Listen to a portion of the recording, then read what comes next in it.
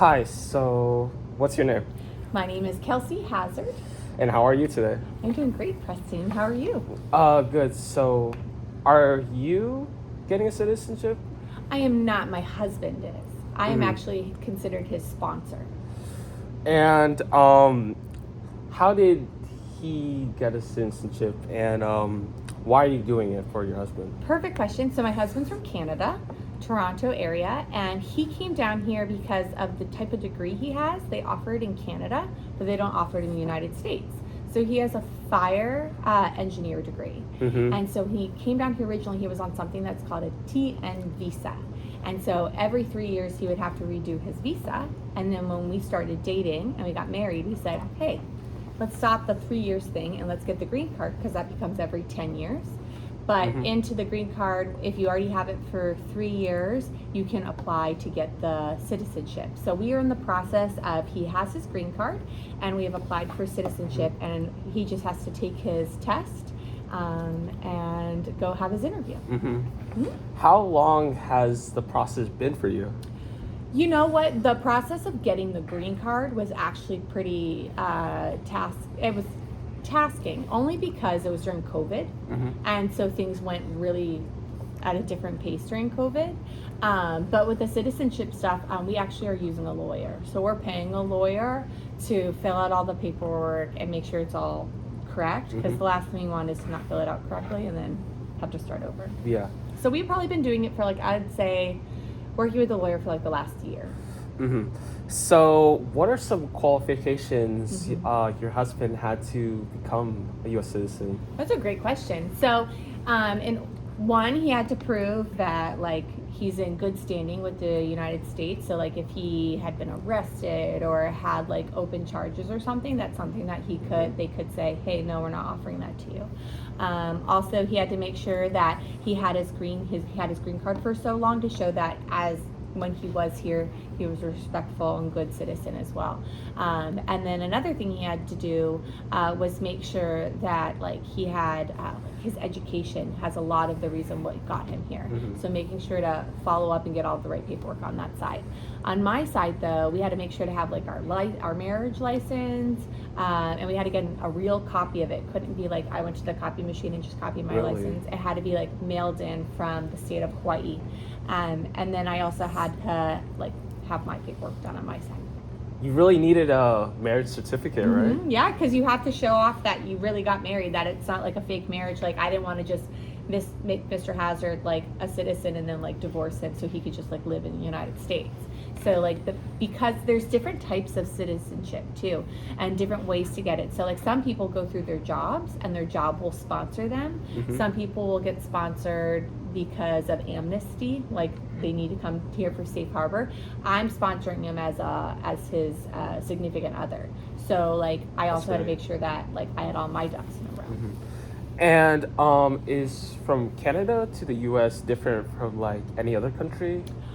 Oh, that's a great question. You know what's funny is when Mr. Hazard gets his citizenship, Canada actually recognizes something called a dual citizen.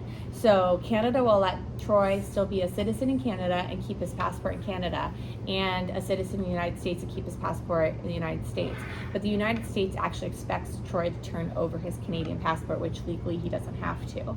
So that's one thing. I know that all countries have the dual citizenship, but I don't really think we have to do much with Canada with the citizenship part. Like, I think they're not really involved. Yeah. Like, I thought Canada was a little bit complicated. You would think that because of everything that's going on right now, Yeah. but no, that's actually really easy. I think it's probably one of the more easier countries because he's already been through all the steps. It's not like he's just trying to get into the country right now. He's lived here for 20 years. So maybe it's just as easy on our end that way. So you're using a lawyer, correct? Yes. So, personally, for you and your husband, have you had to go anywhere for your citizenship? Well, you go to what's that office building called? So when we went to get his green card, we went down to Fairfax, and we both had to sit and do an interview process with both of us there. And basically, there was a guy across the desk from us asking us questions about ourselves and making sure that we had similar answers, that we weren't, like, making it up. Again, so that Mr. Hazard could be, like, in the country. So definitely had to go down there and do a couple like behind the scenes interviews and stuff like that. But then once we got it, it was really easy. Like, Legally, can you say a couple questions they asked you? oh yeah. So one of the biggest questions like is like, how did you meet, and like how long did you date? Mm-hmm. When did you get like engaged? How long were you engaged for? And so there'll be a point where in the interview, the guy will be like, I want you not to answer Kelsey, and I want you to answer Troy. And then we'll see if Troy answers. And then they also have the paperwork filled out. And so he's sitting there going over the paperwork and making sure that your answers are lining up with what's in front of him. Other questions like that he asked, like a big one is like, is your relationship real? Do you know like certain facts about your husband? Like, can you tell us like one of his, like, they'll ask you some personal questions like that. Yeah, but it was pretty easy. So, what is citizenship going to specifically grant your husband that you guys really wanted? I think in the world that we live in today, where the government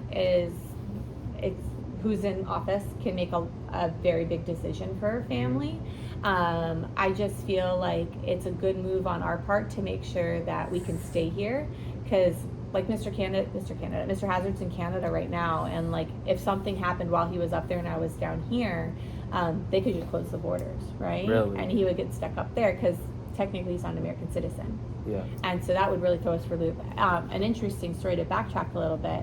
Right before Mr. Hazard and I got married, his visa actually expired for like a month, and so he was living in the United States, hadn't gotten his new visa yet because we were filling out the green card paperwork.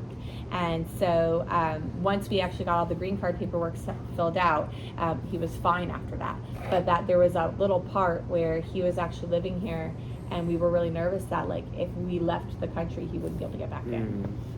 Yeah, but I think it just gives you peace of mind, to be honest. Like to be able to go, okay, like he can vote then too, right? He can't vote right now, so that would be a big thing. Also, my husband and I are big hunters. When he decides to go and get his hunting licenses, or if he decides to buy a new hunting rifle or something like that, the process for the background check takes so long as well, because he's not a United States citizen. So it's a safety thing. Yeah. But yeah, like little things like that just make life easier.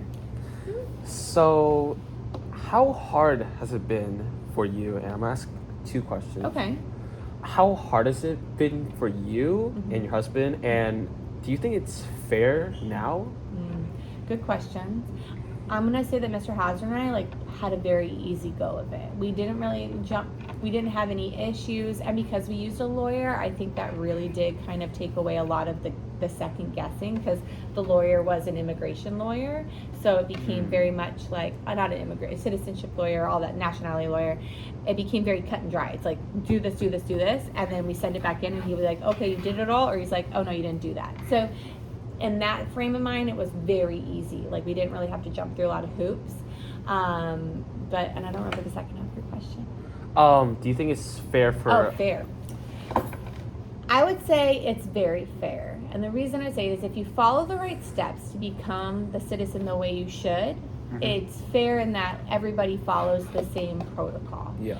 I think where it becomes unfair is when certain people get to go through loopholes of other people that have been waiting for a long time. Like I feel like where some people get to jump the line, where let's pretend that you want to be a citizen for like the last 5 years, and then somebody wants to be a citizen like this year, they just automatically get in front of you. It's like, well, what were you doing wrong?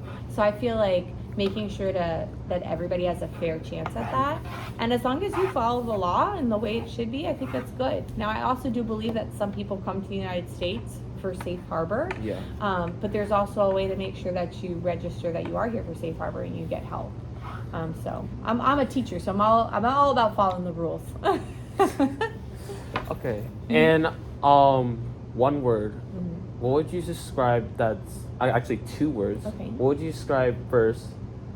What's good about citizenship and what's bad about citizenship? I think what's good about citizenship in one word would be